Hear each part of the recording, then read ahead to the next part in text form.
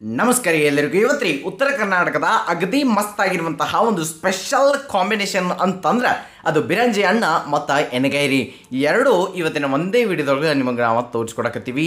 ಅತಿ ಸುಲಭವಾಗಿ ಮಾಡ್ಬೋದು, ಅತಿ ಮಸ್ತ್ ಅಂತಹ ಟೇಸ್ಟ್ ಇರ್ತೈತೆ ರೀ. ತಪ್ಪಲಾರ್ದ ನೀವು ಟ್ರೈ ಮಾಡ್ಬೇಕು ಅನ್ನೋದು ನಮ್ಮ ಒತ್ತಾಸೆ ರೀ. ಹಾಗಾದ್ರೆ ಹೆಂಗೆ ಮಾಡೋದು ಅಂತೇಳಿ ತೋರಿಸ್ಕೊಡ್ತೀವಿ. ಅದಕ್ಕಿಂತ ಮೊದಲು ಚಾನಲನ್ನು ಸಬ್ಸ್ಕ್ರೈಬ್ ಮಾಡಿರಲಿಲ್ಲ ಅಂತಂದ್ರೆ ತಪ್ಪಲಾರ್ದ ಮಾಡಿಬಿಡ್ರಿ. ಮೊದಲಿಗೆ ನಾವೇನು ಮಾಡೋಣ ಅಂತಂದ್ರೆ ಬಿರಂಜಿಯನ್ನು ಮಾಡೋರಿ, ಆಮೇಲೆ ಈ ಬದ್ನಿಕಾಯಿ ಎಣ್ಣೆಗಾಯಿ ಕಡೆ ಹೋಗೋಣ ರೀ. ಅದಕ್ಕೆ ನೀವೇನು ಮಾಡಬೇಕು, ಒಂದು 2.5 ಕಪ್ ಅಷ್ಟು ಬಾಸ್ಮತಿ ಅಕ್ಕಿಯನ್ನು ತೊಗೊಳ್ಬೇಕಾಕೈತೆ ರೀ. ಅಕ್ಕಿಯನ್ನು ಏನು ಮಾಡಿರಿ, ಒಂದ್ಸಲ ಕರೆಕ್ಟಾಗಿ ನೀರು ಹಾಕಿ ಬರೋಬ್ಬರಿಯಾಗಿ ವಾಶ್ ಮಾಡಿದ ನಂತರ ಅದಕ್ಕೆ ಮತ್ತಷ್ಟು ನೀರು ಹಾಕಿ ನೆನೆಯಾಕ ಇಟ್ಕೊಂಡ್ಬಿಡ್ರಿ. ಬೆಳ್ಳುಳ್ಳಿ ಭಾಳಷ್ಟು ತೊಗೊಂಡ್ಬಿಡ್ರಿ. ಈಗ ಆಮೇಲೆ ಇದಕ್ಕೆ ಮೇನ್ ಮಸಾಲ ಏನು ರೀ ಅಂತಂದ್ರೆ ಒಂದು 4 ಏಲಕ್ಕಿ, ಸ್ವಲ್ಪ ಚಕ್ಕೆ, ಆಮೇಲೆ ಸ್ವಲ್ಪ ಧನಿಯಾ ಕಾಳು, ಲವಂಗ, ಜೀರಿಗೆ, ಮತ್ತೊಂದಿಷ್ಟು ಧನಿಯಾ ಕಾಳು, ಟೋಟಲ್ 1 ಟೇಬಲ್ ಸ್ಪೂನ್ ಅಷ್ಟು ಧನಿಯಾ ಕಾಳನ್ನ ಹಾಕಿ ಹುರಿದ ಇಟ್ಕೊಳ್ಬೇಕಾಗತ್ತೆ ರೀ. ಹುರಿದು ಏನು ಮಾಡಿದ್ರಿ, ಇದನ್ನ ಪೌಡ್ರ್ ಮಾಡ್ಕೋದು. ನೀವು ಇದನ್ನು ಸ್ಟೋರ್ ಮಾಡ್ಕೊಂಡು ಇಟ್ಕೊಳ್ಬೋದು ರೀ.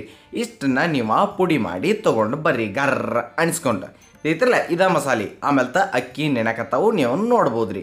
ಈಗ ಒಂದು ಪಾತ್ರದಾಗ ಏನು ಮಾಡೋಣ ಅಂತಂದ್ರೆ ಕುಕ್ಕರ್ದಾಗೂ ಮಾಡ್ಬೋದ್ರೆ, ಬೇಕಂದ್ರೆ ಬೆಣ್ಣೆ ಹಾಕಿರಿ. ತುಪ್ಪ ಹಾಕೋದಲ್ಲ ಮತ್ತೆ ರೀ, ನೆನಪಿಟ್ಕೋರಿ, ಬೆಣ್ಣೆ ಹಾಕಿ ಮಾಡೋದಕ್ಕೆ ಬಿರಂಜಿ ಅನ್ನ ಅನ್ನೋದ್ರಿ.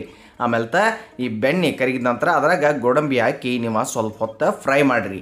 ಅದಾದ ನಂತರ ನೆಕ್ಸ್ಟ್ ಇದಕ್ಕೆ ಒಂದು ಚಕ್ರ ಮಗ್ಗು, ದಪ್ಪ ಏಲಕ್ಕಿ, ಕಾಳು ಮೆಣಸು, ಅದಾದ ನಂತರ ಪುಲಾವ್ ಎಲೆ ಮತ್ತು ದಮ್ಮಂಗೆ ಜಜ್ಜಿಟ್ಟಂಥ ಭಾಳಷ್ಟು ಬೆಳ್ಳುಳ್ಳಿಯನ್ನು ಹಾಕಿದ್ರಿ. ಹಾಕಿ ಕರೆಕ್ಟಾಗಿ ಅದನ್ನು ಫ್ರೈ ಮಾಡಿದ್ರಿ ಇದು ಬೆಣ್ಣೆ ಒಳಗನೆ. ಆಮೇಲೆ ಇದ್ರೊಳಗೆ ಈರುಳ್ಳಿ, ಆಮೇಲೆ ಒಂದು 2 ಹಸಿಮೆಣ್ಸಿಕಾಯಿ ಉದ್ದುದಾಗಿ ಸೀಳಿ ನೀವು ಹಾಕಿರಿ.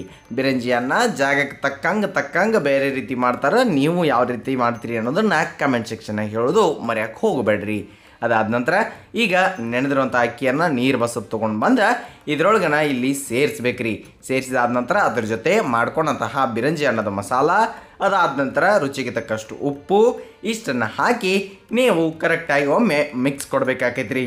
ಬರೋಬ್ಬರಿಯಾಗಿ ಅದು ಮಿಕ್ಸ್ ಆಗಬೇಕು. ಆದ ನಂತರ ನೋಡ್ರಿ ಏಕದಮ್ ಚೆನ್ನಾಗಿ ಕಾಣತ್ತಿರ್ತೈತಿಲ್ಲ, ಆವಾಗ ನೀರನ್ನು ನಾವು ಸೇರಿಸ್ಬೇಕ್ರಿ.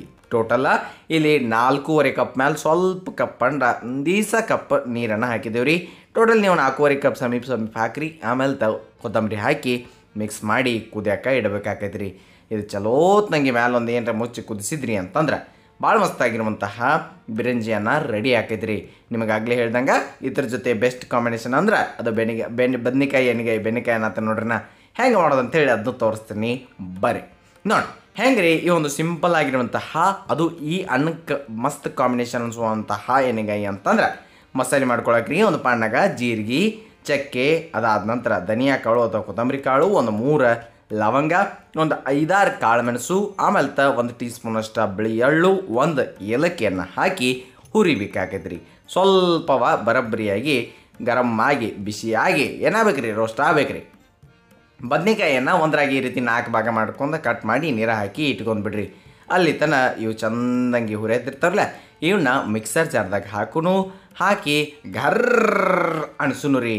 ಅನಿಸಿದಾದ್ಮೇಲೆ ಪುಡಿ ಆಗ್ತೈತೆ, ಮತ್ತೇನಾಗಂಗಿಲ್ಲ ರೀ. ಅದಾದ ನಂತರ ಇದಕ್ಕೆ ಹುರಿದಿರುವಂತಹ ಒಂದು 2 ಟೇಬಲ್ ಸ್ಪೂನ್ ಅಷ್ಟು ಶೇಂಗಾ ಅನ್ನ ಸೇರಿಸಿದ್ದೀವಿ. ಅದಾದ ನಂತರ ಅದನ್ನು ನೀವು ದಮ್ಮಂಗೆ ಒಂದೇ ಸಲ ಉಲ್ಟರ್ನ್ ಮಾಡ್ಕೊಂಡು ಬರ್ರಿ. ಪುಡಿ ಆಗಿರ್ತೈತಲ್ಲ ಅದನ್ನ ಪ್ಲೇಟ್ನಾಗ ಹಾಕಿ ಇಟ್ಕೊಂಡ್ಬಿಡ್ರಿ. ಒಂದು ಪಾನ್ನಾಗ ಸ್ವಲ್ಪ ಎಣ್ಣೆಕಾಯಿ ಹಾಕಿಟ್ಟು ಎಣ್ಣೆ ಕಾದಾದ ನಂತರ ಹಸಿ ಮೆಣಸಿನ್ಕಾಯಿಯನ್ನು ಹಾಕಿದ್ದೀವಿ ರೀ. ಇದನ್ನ ಎಷ್ಟು ಬೇಕೋ ಅಷ್ಟು ತೊಗೋರಿ. ಆಮೇಲೆ ಕರಿಬೇವು ಮತ್ತು ಉಳ್ಳಾಗಡ್ಡಿಯನ್ನು ಹಾಕಿ ಇಲ್ಲಿ ನೀವು ಅದನ್ನು ಬರೋಬ್ಬರಿಯಾಗಿ ಒಂದು ಈಟ ಫ್ರೈ ಮಾಡಿರಿ. ಮುಂದಕ್ಕೆ ಇದ್ರೊಳಗೆ ಸ್ವಲ್ಪ ಏನು ಮಾಡಿರಿ, ಈ ಕೊತ್ತಂಬರಿ ದಂಟು ಇರ್ತೈತ್ರಲ್ಲ ಅದನ್ನು ಹಾಕಿರಿ, ಚಲೋ ಆಗ್ತೈತಿ. ಅಷ್ಟು ಹಾಕಿದ ಮೇಲೆ ಅದನ್ನು ಒಂದೀಟ ಹುರಿದಂಗೆ ಮಾಡ್ಬೇಕ್ರಿ. ಸ್ವಲ್ಪ ಈ ಶುಂಠಿಯನ್ನು, ಅದಾದ ನಂತರ ಬೆಳ್ಳುಳ್ಳಿ ಹೆಸರು ಒಂದು 4ರಿಂದ 5 ಹಾಕಿ ಆ ಕಡೆಯಿಂದ ಈ ಕಡೆಯಿಂದ ಆ ಕಡೆ ಮಾಡ್ಬೇಕ್ರಿ.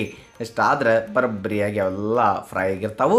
ಈಗ ಅದ್ರಾಗ ತೆಂಗಿನಕಾಯಿಯನ್ನು ಹಾಕಿ ಗ್ಯಾಸನ್ನು ಆಫ್ ಮಾಡಿಬಿಡ್ನೋರಿ. ತಿಳಿತಿರಲ್ಲ, ಇಷ್ಟು ಮಾಡಬೇಕಾಕೈತೆ ನೀವು.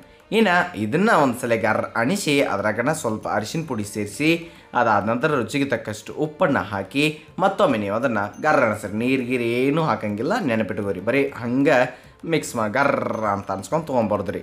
ಅದಾದ ನಂತರ ಈ ಶೇಂಗಾ ಪುಡಿ ಜೊತೆ ಅಂದ್ರೆ ಉಳಿದಿದ್ದ ಮಸಾಲೆ ಜೊತೆ ಇದನ್ನು ಸೇರಿಸಿ ಒಮ್ಮೆ ನೀವು ಕಲಿಸಿ ಇಟ್ಕೊಳ್ಬೇಕಾಕೈತೆ ರೀ. ಪೂರ್ತಿಯಾಗಿ ಕಲಿಸಿದ ನಂತರ ನೀರಾಗಿಟ್ಟಂಥ ಬದ್ನಿಕಾಯಿ ತೆಗಿರಿ.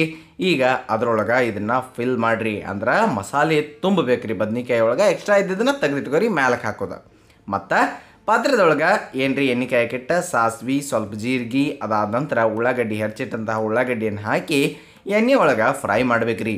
ಅಷ್ಟಾದ ಮೇಲೆ ಅದ್ರಾಗ ಅರಿಶಿನ ಪುಡಿಯನ್ನು ಹಾಕಿ ಮತ್ತೊಮ್ಮೆ ನೀವು ಆ ಕಡೆಯಿಂದ ಈ ಕಡೆ ಮಾಡಿ ಈ ಬದ್ನಿಕಾಯಿಗಳನ್ನ ಹಾಕಿ ಎಣ್ಣೆ ಒಳಗೆ ಫ್ರೈ ಮಾಡ್ಬೇಕು ರೀ. ಬದ್ನೆಕಾಯಿ ಎಣ್ಣೆಗಾಯಿ ಅಥವಾ ಎಣ್ಣೆಗಾಯಿ ಬದ್ನಿಕಾಯಿ ಅಂದ್ಕೂಡಲೇ ಎಣ್ಣೆ ಜಾಸ್ತಿ ಬೀಳ್ತೈತೆ ಸ್ವಲ್ಪ, ನಾವು ಆದರೂ ಸ್ವಲ್ಪ ಕಡಿಮೆ ಸೇರಿಸಿ ನಾವು ಫ್ರೈ ಮಾಡಾಕತ್ತಿದ್ದೀವಿ ರೀ. ನೀವು ಇನ್ನೊಂದು ಸ್ವಲ್ಪ ಹಾಕಿದ್ರೂ ನಡಿತೈತೆ ರೀ. ಒಟ್ಟು ಅವು ಚಲೋ ನಂಗೆ ಫ್ರೈ ಆದ್ರೆ ಸಾಕ್ರಿ ನಮಗೆ ಏನಂತೀರಿ.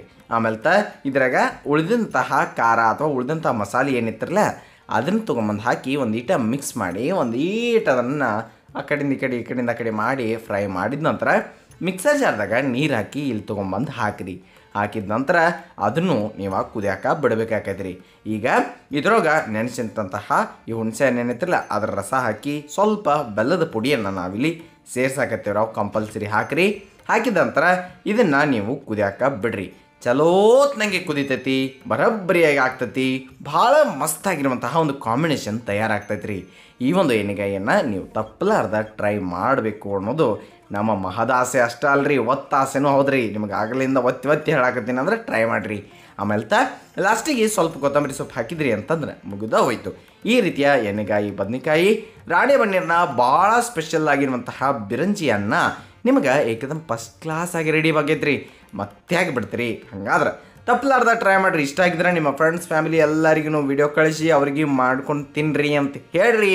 ಇದನ್ನು ಮರ್ಯಾಕೆ ಹೋಗಬೇಡ್ರಿ. ಇದು ಸವಿರ್ಚಿಯ ಸೊಬಗು ಅನ್ನದಾತ ಸುಖಿ ಭವ. ಧನ್ಯವಾದಗಳು. ನಮಸ್ಕಾರ.